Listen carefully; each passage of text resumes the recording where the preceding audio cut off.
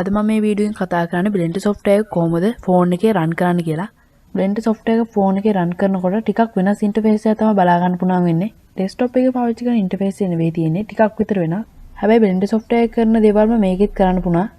හැබැයි ටිකක් සංකීර්ණව මේකෙන් කරන්න බෑ. ෆෝන් වල ඩිස්ප්ලේ පොඩි නිසා අපිට සමහර තැන් ටච් කරන්න අමාරුයි. ඒක නිසා ඔයගොල්ලන්ට OTG කේබල් එක කරා mouse එක කනෙක්ට් කරලා පාවිච්චි කරන්න පුළුවන්.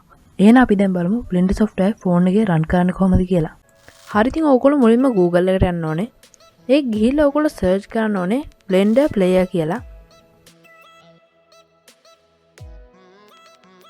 ඔයගොල්ලෝ ඊට පස්සේ මේ යට තියෙන ෆයිල් එක download කරගන්න ඕනේ. හරි ඉතින් මම මේ ෆයිල් ටික download කරලා තින්නේ. ඔයගොල්ලෝගේ download කරගත්තන් පස්සේ ඔයගොල්ලෝ file manager එකට යන්න ඕනේ. ඒකට ගිහිල්ලා ඔයගොල්ලෝ download කරගත්ත ෆයිල් එක තියෙන location එකට යන්න. එතනට ගියාම අපි මේ download කරගත්ත ෆයිල් එක තියෙනවා. ඔයගොල්ලෝ ඒක ක්ලික් කරලා install කරගන්න ඕනේ.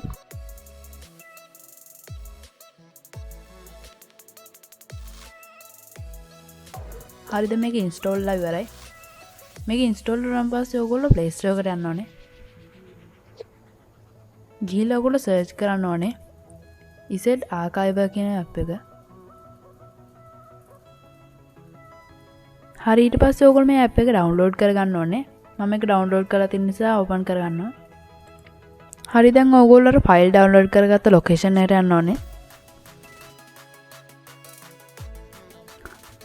හරි දැන් ඔයගොල්ලෝ මේ download කරගත්ත zip file එක තද කරන් හිටියාම ඔයගොල්ලන්ට බලා ගන්න පුළුවන් මෙතන rename කියලා එකක් තියෙනවා. ඒක ඔයගොල්ලෝ ඔබලා මේ ෆයිල් එකේ අන්තිමට අග තියෙන zip කියන කොටස කපලා ඔයගොල්ලෝ මෙතනින් blend කියන එක type කරන්න ඕනේ. හරි දැන් ඔයගොල්ලෝ install කරගත්ත app එකට යන්න ඕනේ.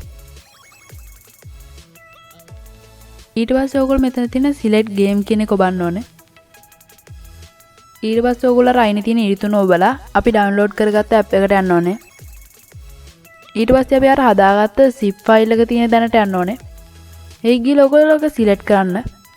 select කරලා ඉවරලා ඔයගොල්ලෝ start Blender player කියන එක ඔයගොල්ලෝ ඔබන්න ඕනේ. මම ෆෝන් එකේ auto rotate on කරගන්නවා. හරි දැන් ඔයගොල්ලන්ට මේක ෆෝන් එකේ වැඩ කරන්න පුළුවන් සාමාන්‍ය විදියට.